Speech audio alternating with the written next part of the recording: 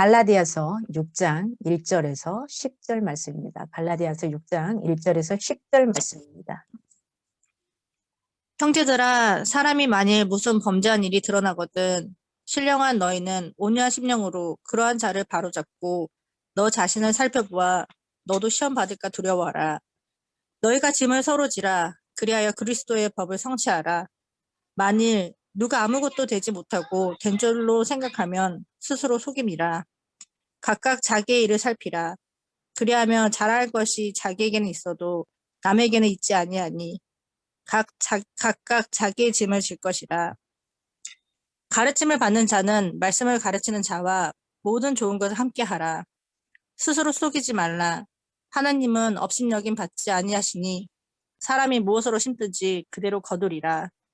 자기 육체를 위하여 심는 자는 육체로부터 썩어질 것을 거두고 성령을 위하여 심는 자는 성령으로부터 영생을 거두리라.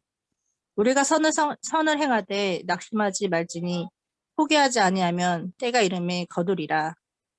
그러므로 우리는 기회 있는 대로 모든 이에게 착한 일을 하되 더 믿음의 가정들에게 할지니라. 아멘. 아멘.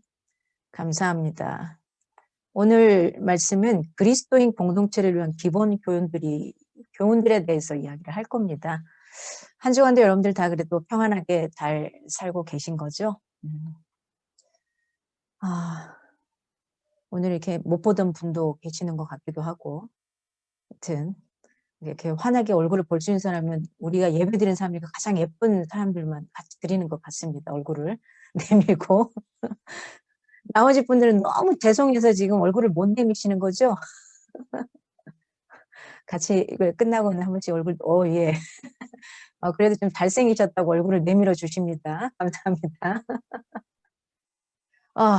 우리 그리스도인의 공동체를 위한 기본적인 교훈들이고 우리가 늘 들었던 이야기입니다. 어떻게 살아갈까에 대해서 이야기를 하는데요. 오늘 본문은 사실은 6장 1절에서 10절은 본론이 이제 마지막 부분이에요. 그리고 이제 다음 마지막 결론이 한 번 더 남았던 것 뿐이거든요. 그래서 마지막 부분에 공동체 내의 범죄라는 구체적인 정황에서 어떻게 행동할 것인가에 관한 공고가 나옵니다. 그리고 마지막 심판을 염두에 둔 경고. 야, 너희가 이렇게 마지막 때를 살 텐데 그러면 어떻게 살아야 되는지. 여기에 대해서 갈라디아서 전체를 관통하는 미래 종말론적인 관점으로 다시 한번 분명하게 사도 바울이 제시하고 있습니다. 바울은 본문에서 사랑의 법, 우리가 조금 전에 읽어주셨는데 서로 짐을 지라는 한 문장으로 표현을 해요. 이게 사랑의 법이라는 게 서로 짐을 져주는 거죠. 바울이 자주 쓰는 말이 서로라는 말이에요. 서로. 우리도 지금 서로라는 말을 참 많이 사용하잖아요. 서로라는 말은 어떤 개념이냐면 공동체라는 개념이에요. 함께. 공동체.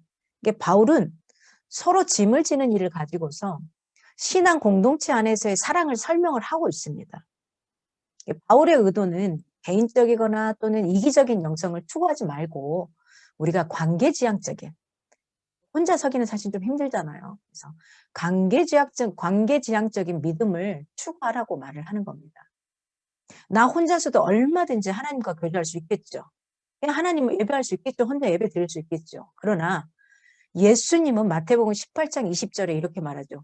두세 사람이 내 이름으로 모인 곳에는 나도 그들 중에 있느니라 라고 말씀을 하셔요. 그리스도인들은 함께 사는 사람들이라는 거죠. 함께 사는 사람들.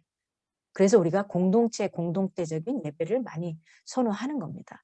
공동체를 거부하고 또는 개인과 영성, 그다음에 개인적인 신앙 또는 개인적인 믿음만을 추구하는 그리스도인들은 어쩌면 은혜를 누려도 반쪽밖에 누리지 못하고 있는 게 아닌가 하는 겁니다. 그래서 형제들아 이렇게 부르죠. 형제들아. 바울의 마지막 권면이 시작돼요. 형제들아라고 불러요. 굉장히 친밀한 표현이죠. 아무렇게나 형제들아라고 표현하지 않죠. 바울은 갈라디아 교인들로부터 극한 오해와 괴로움을 받았잖아요. 처음에 서두에서부터. 굉장히 괴로웠습니다. 하지만 복음으로 낳은 갈라디아 교인들 속에 4장 19절에 우리가 지나왔던 그리스도의 형상을 이루기까지 내가 어떻게 한다 그랬죠?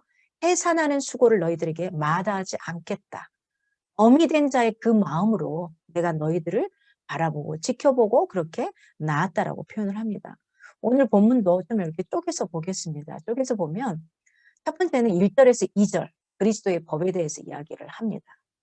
1절 형제들아 사람이 만일 무슨 범죄한 일이 드러나거든 신령한 너희는 온유한 심령으로 그러한 자를 바로잡고 너 자신을 살펴보아 너도 시험을 받을까 두려워하라.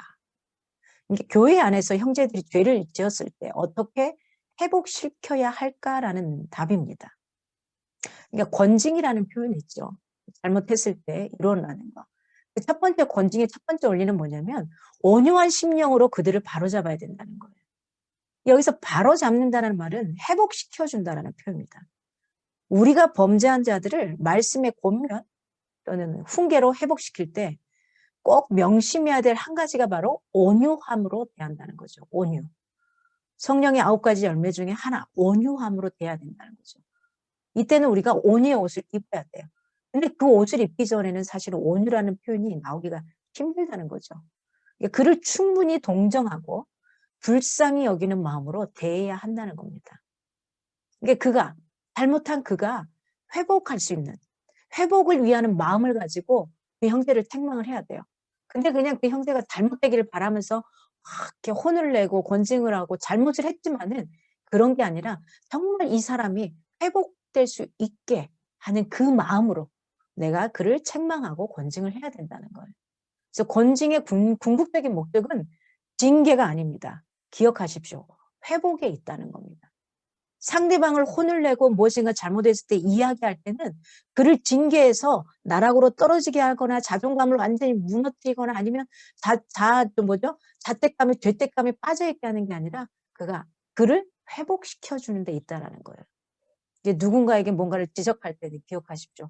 그가 회복될 수 있도록 만들어주는 거라는 거. 그리스도 안에서 우리에게 주신 자유는 성령을 쫓아 행하는 삶이고 사랑으로 서로 아끼고 섬기는 자유라는 거. 이걸 우리가 잊지 않았으면 좋겠습니다. 권징의 두 번째 원리는 내 자신을 먼저 살피는 겁니다. 내 자신을. 상대방께 보일 수밖에 없죠. 왜냐하면 나는 상대방을 보는 게 쉽거든요. 근데 내 자신을 보는 건 어렵습니다. 왜? 내 자신을 먼저 돌아보는 것이 중요하다. 왜냐하면요. 나도 어떻다는 거죠? 시험에 빠질 수 있기 때문이라는 거예요. 언젠가 제가 굉장히 괴로웠던 적이 있습니다. 어떤 적이었냐면 왜 그렇게 상대방의 그 단점이 너무 잘 보이는지 길거리 가다가도 그런 행동을 하면 안 되는데 내가 아는 사람이 그런 이상한 행동을 하고 있는 걸 자꾸 보게 되는 거예요. 그러니까 저도 모르게 자꾸 이렇게 난도질하고 있더라고요. 네가 그거밖에 안 돼? 너 그렇게 안 사는데 너 뭐 이게 그냥 내 것은 안 보이는데 상대방 건 너무 잘 보이죠. 그래서 막 허점이 보이기 시작하는 거예요. 어느 날 너무 괴로웠습니다. 너무 괴로워서 하나님 앞에 좀 몸부림을 쳤어요. 하나님 차라리 안 보여주시면 안 돼요? 상대방의 저런 모습을 저에게 차라리 눈을 가려서 보여주시 않으면 안 돼요? 그렇게 하나님 앞에 기도를 하는데 저에게 깨달음이 옵니다. 어떤 깨달음이 오냐면요. 입장 바꿔 생각해 보라는 깨달음이 왔어요. 그때 한참 그 가요 중에 김건모 가수가 불렀던 핑계, 제목이 핑계인가요? 뭐 그런 거, 뭐 입장 바꿔 생각해봐, 핑계 대지 마. 뭐 너라면 그럴 수 있어. 뭐 하여튼 뭐 이런 가사가 이랬던 것 같은데 그 부분이 생각이 났습니다. 너가 저 사람과 행동을 바꿔서 네가 그 행동을 한다면 어떻게 할 것 같니? 하는 요게 저에게 들어온 질문이었습니다. 근데 그 질문과 동시에 제가 답할 수 있는 게 아하, 나는 더 했겠구나. 이것을 깨달은 다음부터 사실은 상대방의 그 허물들 잘못된 것들을 난도질하는 것들이 굉장히 많이 줄었습니다. 오늘 마태복음 7장 3절에 이렇게 표현을 해요. 야, 형제의 눈 속에 있는 티끌을 꺼내기 전에 네 눈 속에 있는 그 들보를 깨닫지 못하느냐 이렇게 말씀하시죠. 마찬가지입니다. 저 역시 그러한 잘못을 저지를 수 있는 사람이었고 그렇게 저지르며 살아왔고 어쩌면 앞으로도 그런 순간순간을 또 맞이할 겁니다. 깨달았지만 또 그렇게 잊어버리면서 그렇게 살아갈 겁니다. 그래서 권징의 두 번째 원리는 내 자신을 먼저 살피는 겁니다. 권징의 세 번째 원리는 뭐냐? 훨씬 적극적인 원리입니다. 다른 사람을 바로잡는 일이나 내 자신을 살피는 일이 보다 소극적이죠. 그러나 범죄한 형제의 짐을 나누어지는 일은 훨씬 더 힘들고 어렵잖아요. 그렇죠? 야, 왜 너가 잘못한 걸 나까지는 같이 연대로 져야 돼. 이럴 때가 있죠. 여기서 서로 나누어져야 할 형제의 짐이라는 것은 이겁니다. 연약함, 피해, 허물, 죄악, 이 모든 것들을 의미해요. 그래서 때때로는 내가 그렇게 하지 않았지만 공동의 뭐죠 그때 그 같은 거 같이 이렇게 서주는 거, 그런 것들 서줌으로 인해서 사실은 그 사람이 잘못하고 싶지 않지만 또 넘어가는 케이스도 있는 거잖아요. 때로는 이게 참 굉장한 짐입니다만은 나눠질 때도 있죠. 그럼 이걸 어떻게 생각하면 나눠지는 게 조금은 편해질까? 여러분, 길거리에 허리를 구부려서 가는 어르신들이 있어요. 근데 막 짐을 양손에 쥐고 끌고 막 이렇게 어깨에 메고서 막 어딘가 향해요. 그러면 여러분 어떻게 합니까? 아주 특별하지 않으면은 가는 길목에 갔거나 조금 불편하더라도, 길목에 갔지 않더라도 조금은 어느 정도까지는 들어다 드릴게요. 아니면 들어다 드리거나 또 그렇게 하죠. 또 연약하고 신체가 좀 불편하신 분들이 뭔가 헤매고 있거나 좀 힘들어하는 그런 분들을 보게 되면 또 마찬가지죠. 그렇게 짐을 지고 가는 것을 볼 때 우리가 하는 거, 뭐 들어줄 수도 있고 또한 도와주는 뭐 이런 것은 마찬가지죠. 어떤 사람은 그걸 도와드리기도 하지만 어떤 사람은 그냥 지나치기도 해요. 상관없이. 그러나 오늘 그 권징의 세 번째 원리는 적극적으로 그 형제의 짐을 나누라는 겁니다. 영혼과 마음에 무거운 짐을 지고 가는 사람이 있다면 그들에게 가까이 가서 함께 걸어주라는 거죠. 그 짐을 들어주는 것이 마땅한 것이지 않겠습니까? 나도 힘든데 이 생각이 들 때가 참 많죠. 그러나 한두 번 서로 나누어지는 것으로 짐을 지는 일을 끝내서는 안 된다고 표현을 해요.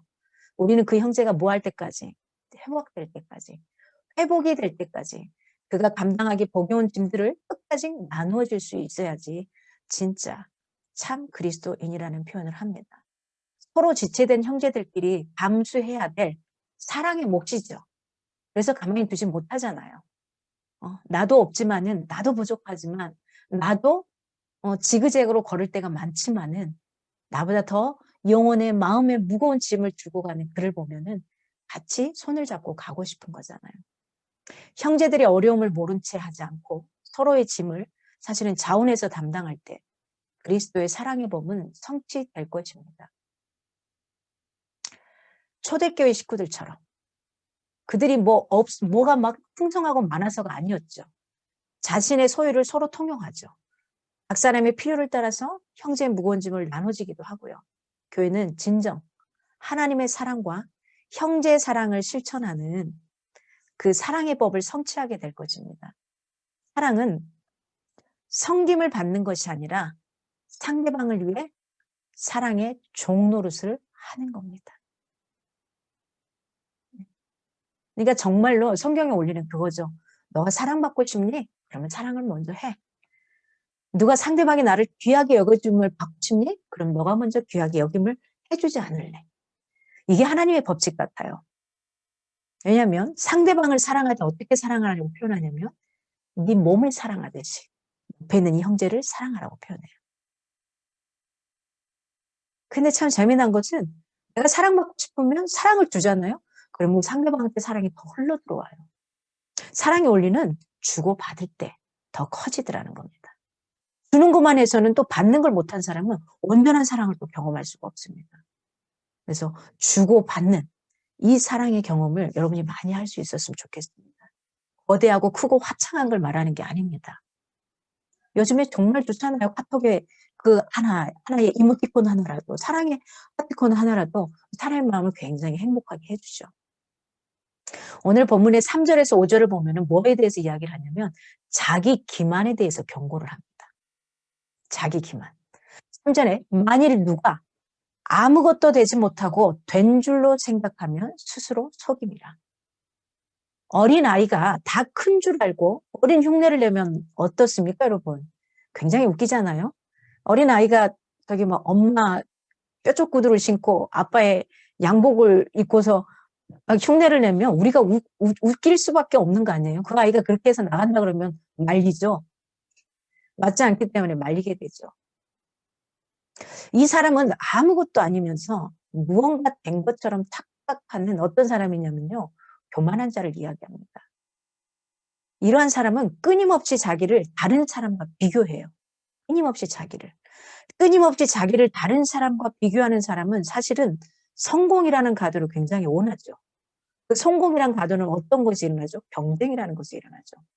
근데 하나님은 그 경쟁이란 성공이란 이 가도보다는 내가 나와의 비교를 통해서 나의 성장을 원하시죠. 내가 성장하다가 보면 어디에 가 있어요? 그 원하는 목표지. 그 목표치에 가 있더라는 거죠. 그 목적지에 가 있더라는 거예요. 똑같은 목적지에 가더라도 내가 어떻게 가냐에 따라 달라지죠. 내가 성공이란 가도를 가지고 경쟁하며 다른 사람과 계속 비교하면 나는 어쩌면 초라한 사람으로 끝날 수 있어요. 인간은 만족할 수 없기 때문에.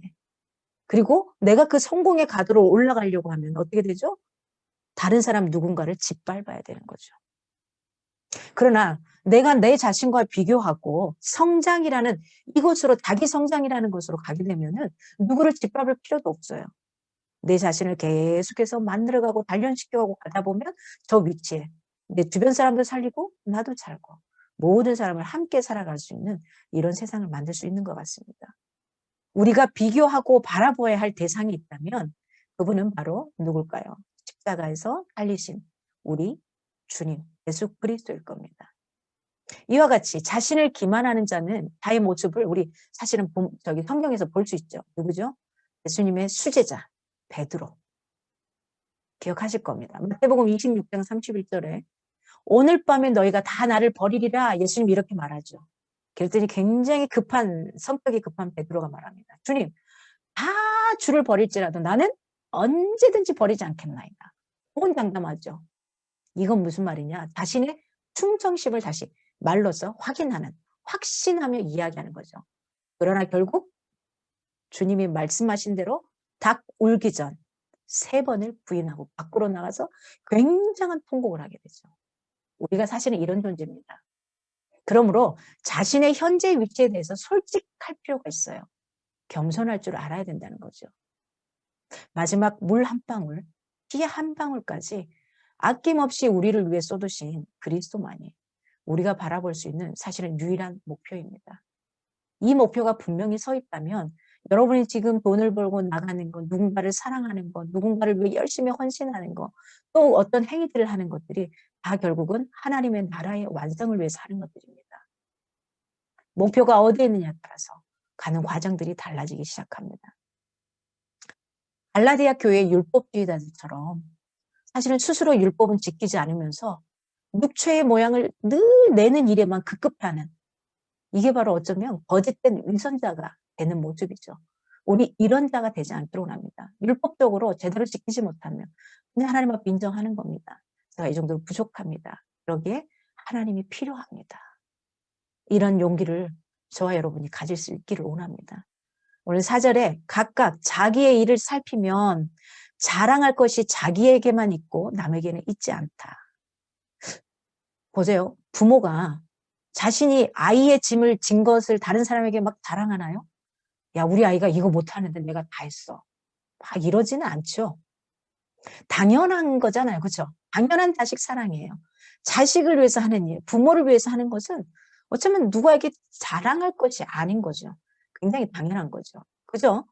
자신에게 잘했다고, 그래, 수고했어. 너 정말 잘했어. 엄마로서 잘했고, 딸로서 잘했고, 아들로서 잘했어. 이렇게 격려할 수는 있는 거죠. 그러나 사실은 이런 것을 가지고 남에게 자랑할 일은 아니죠. 여러분, 말씀의 거울 앞에서 내 자신을 살피는 자가 사실은 자랑할 것이 없습니다. 아, 이걸 뒤돌아보니 다 주의 은혜였구나. 그저 내가 잘한 것 같았고, 내가 열심히 살아서 뭔가 한 것 같았는데, 그냥 그게 주의 은혜였구나. 이러니 내 자신을 자랑할 게 없는 겁니다. 그래서 너무 감사하다는 고백을 하게 되는 것 같아요. 무가치한 나를 십자가의 사랑으로 받아주셔서 그 은혜로 거룩한 자녀 그리고 백성 만들어 주신다는 걸 안다면 사실은 자신을 스스로 다른 사람과 견줄 필요도 없어요. 우쭐댈 필요도 없는 거고요. 그렇다고 내가 굉장히 초라하게 느낄 필요도 없는 겁니다. 어떤 모양이든 하나님이 나를 사랑하시는데 네, 별 문제가 없는 거예요. 다만 자신의 일에 대해서 하나님 앞에서 우리는 어떻게? 사실 하나님 앞에서 두렵고 떨림으로 책임지면 되는 겁니다. 사람들 앞에서 두렵고 떨림으로 내가 뭘 하려고 하지 마십시오. 하나님 앞에서 내 자신을 두렵고 떨림으로 책임지면 되는 겁니다. 각각 자기의 일에 성실한 자는 기꺼이 다른 사람의 짐을 지는 일이랄지 섬기는 일들을 마다하지 않을 것입니다. 성도인 우리가 가질 것은 자기 혼자만의 자랑거리를 일컫는 자긍심이 돼 스스로 자랑스럽게 여겨 뽐내는 마음을 뜻하는 자만심은 버려야 돼요. 자긍심은 가지고서 우리가 살아가지만 자만심은 버려야 됩니다. 잠언 16장 18절에 말합니다. 교만은 패망의 선봉이요. 거만한 마음은 넘어지되 앞잡이니라. 오늘 본문 5절에 각각 자기의 짐을 질 것임이니라. 각각 자기의 짐을. 여기서 자기의 짐은 뭘까요? 내가 자신이 책임져야 할 개인적인 짐입니다. 누구에게나 다 자기가 해야 될 그런 몫이 있잖아요. 자기만의 그 몫이 다 가지고 태어납니다. 그러나 다른 사람이 져줄 수 없는 책임의 짐이 누구나 그러니까 다른 사람이 져줄 수 없는 책임의 짐이 있다라는 거예요. 둘이 사랑을 해서 결혼을 했지만 사실은 부인이 질 책임이 따로 있고 남편이 져야 될 책임의 짐이 따로 있더라는 거예요. 그리고 자식은 자녀대로 또 져야 될 짐이 따로 있어요. 부모가 해줄 수 있는 게 거기까지예요. 그 어떤 순간까지만 오는 거예요. 누구나 다 각자가 져야 될 삶의 무게라는 그 삶의 짐이라는 게 있다라는 겁니다. 여러분 자신 한번 돌아보십시오. 어렸을 때는 누군가 먹여줘야지만 먹을 수 있었잖아요. 그렇죠? 우리는 어떤 그 자라는 시기에 따라서 분유를 먹었고 분유가 끝나면 이유식, 그 다음에 이유식이 끝나면 또 씹어 먹을 수 있는 요 뭔가 조금 부드러운 것들, 그 다음에 딱딱한 것들, 이런 과정들을 거치면서 장성하게 되죠. 그리고 스스로 기지도 못하다가 누워만 있다가 뒤집기 시작하고, 뒤집으면 온 네 개 손과 발로서 돌아다니기 시작하고, 그러다 보면 두 발로 걷기 시작하고, 이런 과정들을 다 가져가는 거잖아요. 그렇죠? 그 다음에 뭔가 초등학생이 됐을 텐데 스스로 할 수 없는 게 아니라 또 할 수 있는 분야를 할 수 있고, 이런 과정들을 다 거쳐갑니다. 어떻습니까? 우리가 공동체의 일을 효율적으로 감당하기 위해서는 먼저 개인의 소명을 분명히 알아야 되는 거고, 그 다음에 그 직무, 이것들을 충실히 이행해야 하는 자가 되어야 한다는 겁니다. 오늘 본문에 여기서는 사도 바울이 요청하는 건 공동체에 대해서 지금 이야기를 하고 있거든요. 너가 지어야 될 그 개인적인 짐들, 그 각자의 사명들, 각자의 비전들, 각자에게 하나님 주신 그거 있잖아요. 미션. 이걸 가지고서 너가 맡아야 될 역할들이 다 따로따로 있다는 거예요. 제가 지금 인터넷상에서 몇 명이 들지 않더라도 서로가 각자가 할 것들을 나누다 보니까 신경 쓸 것들이 조금씩은 줄어들고, 그러면서 각자의 역할에 더 충실하게 되는 거죠. 그걸 이행하는 공동체가 될 때 그 공동체가 원활하게 돌아가죠. 나 때문에 가족이나 교회 공동체가 어려움을 당하지 않도록 사실은 먼저 내 자신을 우리가 수신제가라고 표현하잖아요. 수신하고 또 제가하도록 노력해야 한다는 겁니다. 디모데전서 3장 5절에 이렇게 표현합니다. 사람이 자기 집을 잘 다스릴 줄 알지 못하면 어찌 하나님의 교회를 돌보리요. 하나님은 가정을 우선순위로 두십니다. 가정에서의 이 천국이 이루어져야 돼요. 가정에서의 가정교회가 먼저 잘 만들어져야 돼요. 그래야지만 그 가정교회들이 모여서, 개개인의 교회들이 모여서 하나의 선한길 교회라는 또 다른 교회 형태라는 여러 가지 이름을 가진 그 교회 공동체들이 만들어지는 거죠. 집에서 제대로 하지 못하는데 교회 와서 잘한다. 그래요? 하나님이 어떻게 생각하실까요? 주님은 분명히 말씀하십니다. 저와 여러분에게. 네가 어찌 보이는 네 형제도 사랑하지 못하면서 보이지 않는 나를 사랑한다고 말할 수 있니? 너 거짓말쟁이다 라고 표현하셔요. 그러니까 지금 옆에 딱 보이시는 분들, 아니면 화면에 딱 보이시는 분들 봐보세요.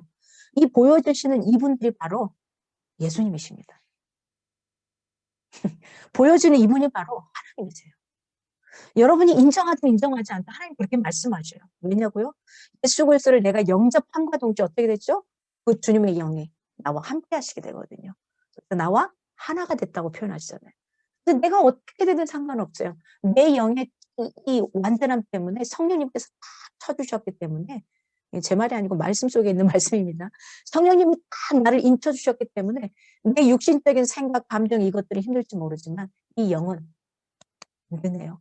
그래서 사실은 상대방을 바라볼 때 참 힘들겠습니다만은 그 상대방을 그 안에 있는 하나님으로 보시면 돼요. 그리고 그렇게 섬기십시오. 그렇게 섬기려고 노력하십시오.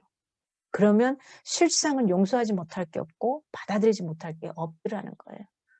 되게 힘들어요. 왜 힘드냐면 영은 뭔가를 막 느낄 수 있는 오감이나 육감 이게 작동하지 않잖아요. 근데 우리 육신은 오감이 작동하죠. 보여지는 거, 들려지는 거, 말하는 거, 느껴지는 거 이게 다 느껴지거든요.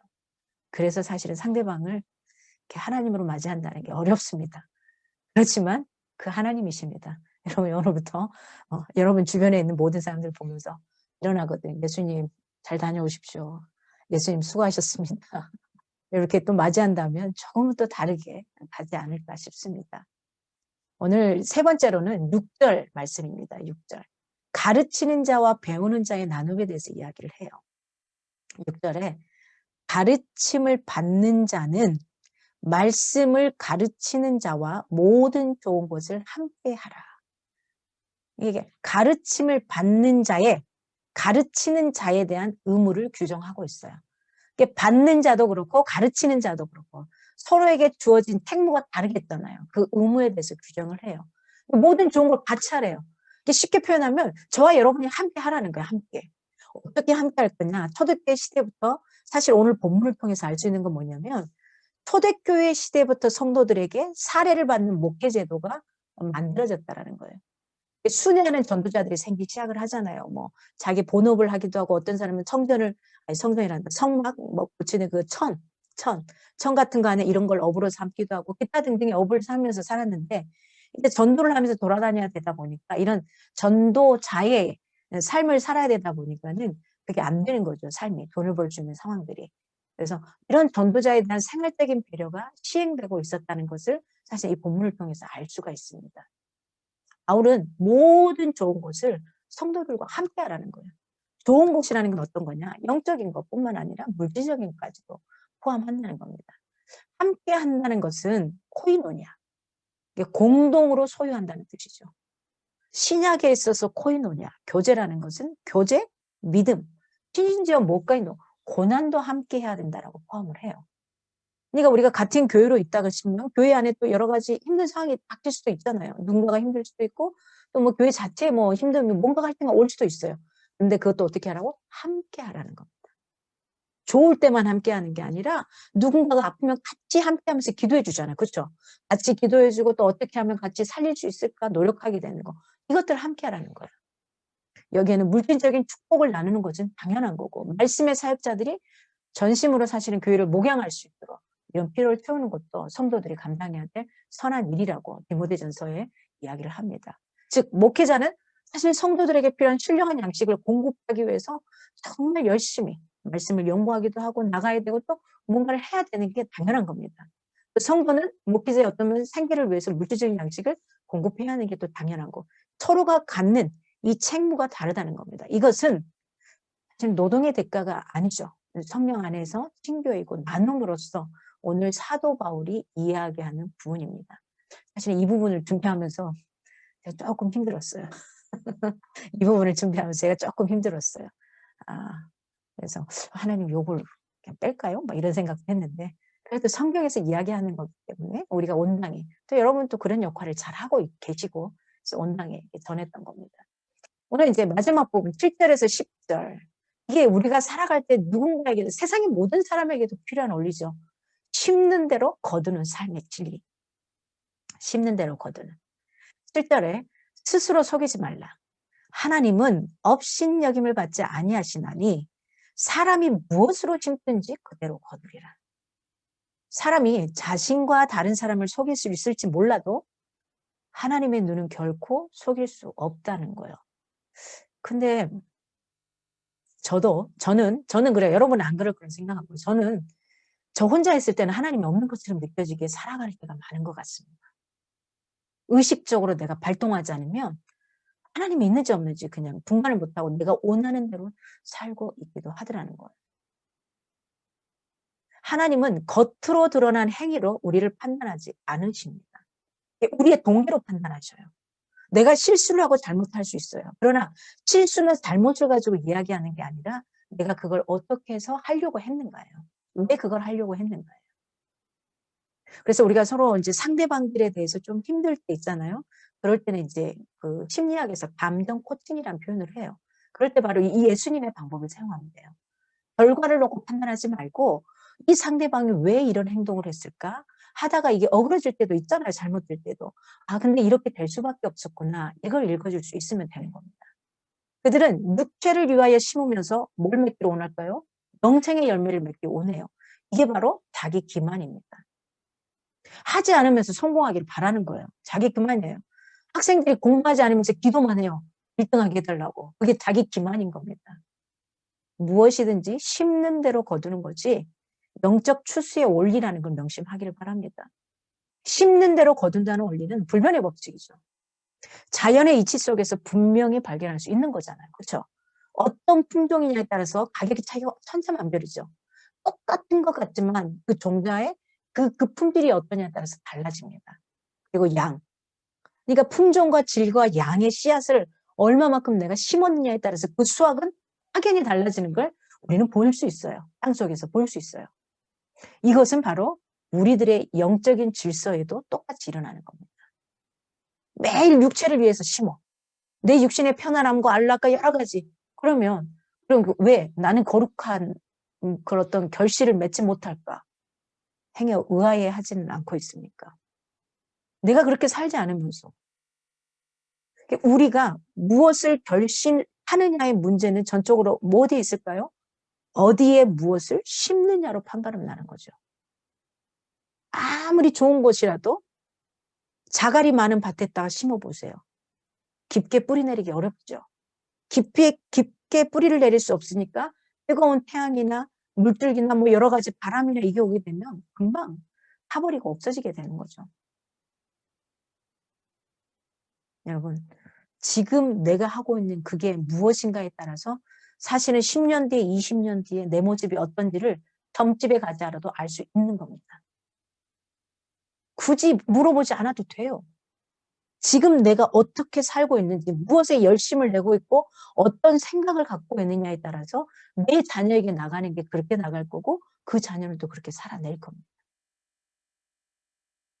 오늘 8절에 성도가 세상 즐거움을 따라 제멋대로 행한다면 그에겐 단지 뭐가 있을까요? 부패하고 무가치한 것들만이 되돌아올 것이지만 반면에 그가 성령을 쫓는 삶을 영위한다고 한다면 영원한 생명을 열매로 거두어드릴 것이라는 겁니다.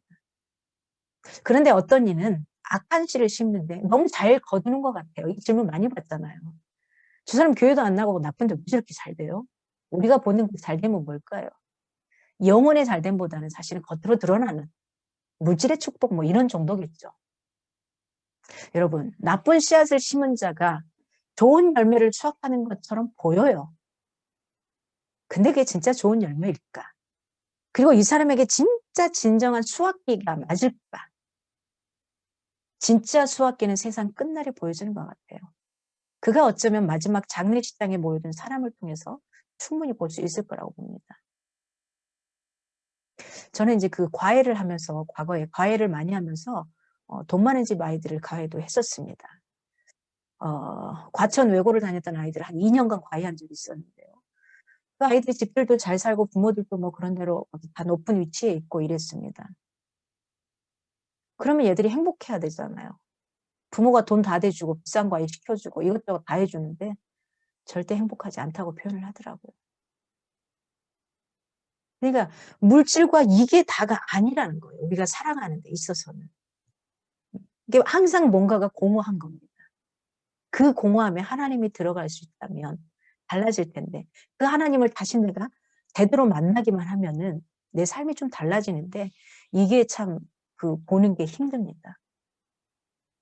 여러분 삶의 밭에 선한 씨앗을 많이 심으시기 바랍니다. 여러분 밭이 보이거든 심으십시오. 보이지 않거든 어떻게 하면 될까요? 밭을 읽어내면 돼요.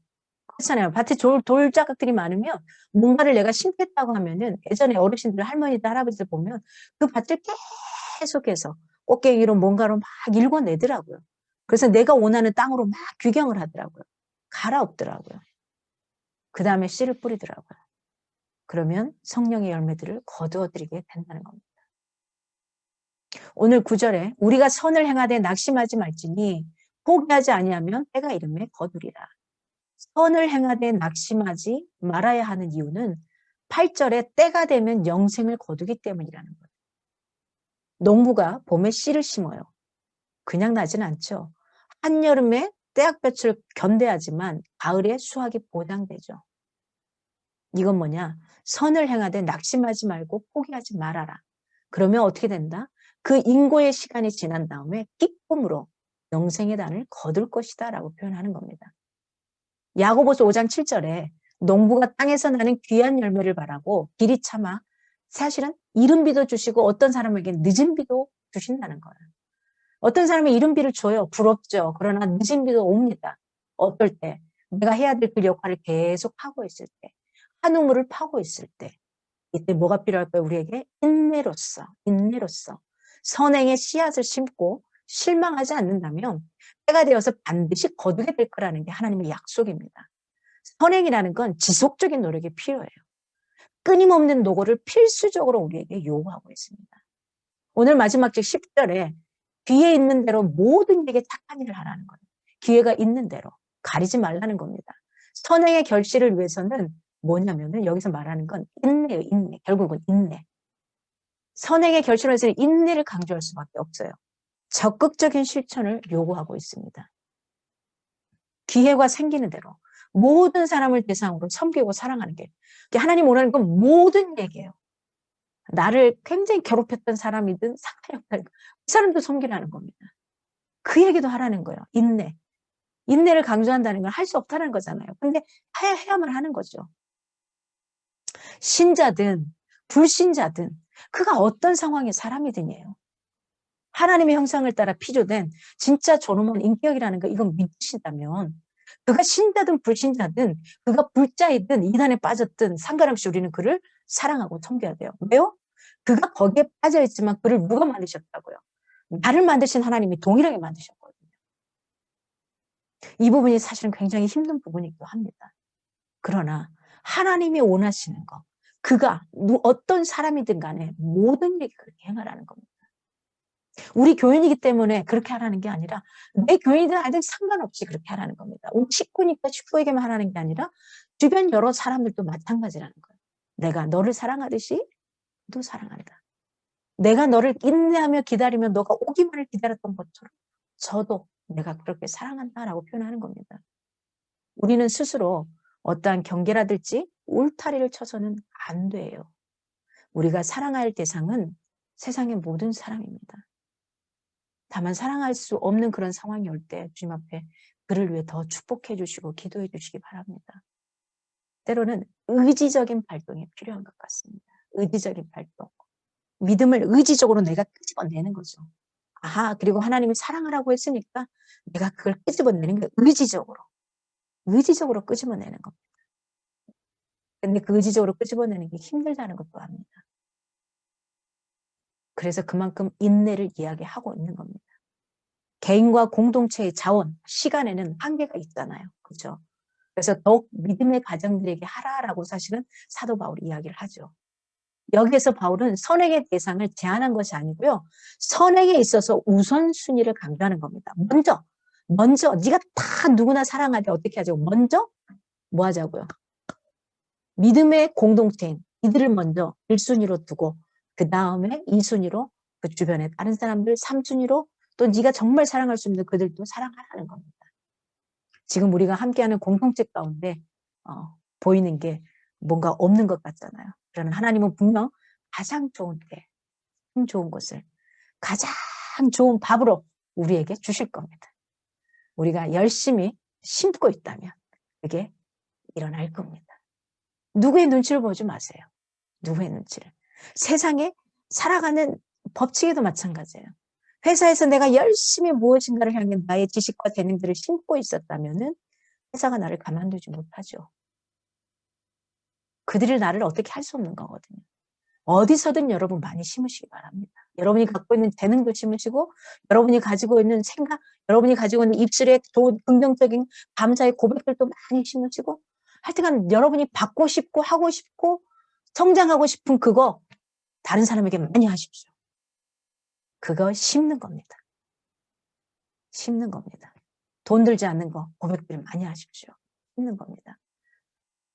여러분 사랑하기에도 미워하기에도 시간이 별로 없어요. 오늘 밥 한 끼를 먹으면 우리는 무덤 앞에 가까워지는 겁니다. 근데 천년만년 살 것 같은데 아니죠. 언제 어떻게 어느 순간에 갈지 몰라요. 그래서 그렇게 살았으면 좋겠어요. 오늘이 마지막인 것처럼 정말 최선을 다해서 행복한 미소도 지을 수 있으면 좋겠고요. 그런 사랑을 많은 사람들과 함께 나눌 수 있으면 좋겠고요. 오늘이 마지막인 것처럼 많이 심으세요. 뭐가 됐든지. 좋은 언어. 이걸로 막 상대방을 죽이지 않았으면 좋겠어요. 정말 보면은 막 말이 헛나갈 수도 있지만 그게 아니라 오늘이 마지막인 것처럼 나에게 지금 딱 1분이 주어진다면 여러분 뭐 하겠습니까? 어떤 사람에게는 그 1분이 이 땅을 떠나는 시간이 되거든요. 그때 점령의 시간. 어떤 사람에게는 그 1분이라는 시간이 그가 다시 살아날 수 있는 시간이 되기도 하거든요. 그 골든타임이 지금입니다. 지금. 금 중에서 가장 화려하고 멋진 금. 우리가 꼭 가지고 살아야 될 거. 지금이라는 거. 이걸 놓치지 않았으면 좋겠습니다. 우리가 누군가를 도울 때 이 사람은 나의 도움을 받을 만한 자격이 있는가? 이거 판단하지 않기를 바랍니다. 내가 무슨 자격을 따져요. 우리가 오늘 이 자리에 있는 것은 하나님의 무조건적인 선택과 사랑의 결과였죠. 이걸 우리가 잊지 않고 살았으면 좋겠습니다. 오늘도 나의 도움을 간절히 필요로 하는 사람들을 향해 우리의 시선을 두고요. 그들의 눈물을 닦아주는 은혜의 사람들이 되었으면 좋겠습니다. 씨는 스스로 열매를 맺지 못하죠. 하나님이 자라게 하시고 열매를 맺게 하시는 겁니다. 고린도전서 3장 6절에서 7절. 나는 심었고 아볼로는 물을 주었으되 오직 하나님께서 자라나게 하셨으니 그런즉 심는 이나 물 주는 이는 아무것도 아니로되 오직 자라게 하시는 이는 누구다? 하나님뿐이니라. 우리는 부지런히 심기만 하면 돼요. 그가 열매를 맺든 못 맺든 심기만 하면 돼요. 우리의 역할은 그겁니다. 우리의 책무는 그겁니다. 누군가가 헤매고 있으면 그를 끌어당겨줌으로써 예수 그리스도의 씨앗을 심어주는 거. 그걸 하면 되는 겁니다. 그리고 하나님께 맡기면 하나님이 그를 자라게 하실 겁니다. 우리는 부지런히 씨를 뿌리십시오. 품종 좀 비싼 씨, 아무리 많이 땅에 뿌려져도 하나님께서 자라게 하지 않으시면 열매를 거둘 수가 없습니다. 씨가 스스로 열매를 맺으려 하거나 맺었다 생각하는 것은 사실 어쩌면 율법적인 생활일 때가 많을 겁니다. 그리고 자기의 의적으로 생각할 때 스스로 속이는 자이고 하나님을 업신여기는 이런 행위를 할 때가 있습니다. 자라게 하시고 열매 맺게 하시는 분은 오직 하나님이시라는 거. 조급해하는 우리를 향해 히브리서 12장 1, 2절에 말합니다. 인내로써 우리 앞에 당한 경주를 경주하며 믿음의 주요 또 온전케 하시는 이인 예수를 바라보자. 아멘. 모든 것이 은혜임을 깨닫고 성령님께 도우심을 구하면서 부지런히 밭을 찾아 잘 읽어내고 가장 좋은 복음의 씨앗을 심어서 주렁주렁 열리는 포도송이와 같은 열매를 맺어서 수확하는 기쁨을 맛보는 2021년이 되기를 정말 간절히 축원합니다. 저희들 함께 오늘 말씀 생각하시면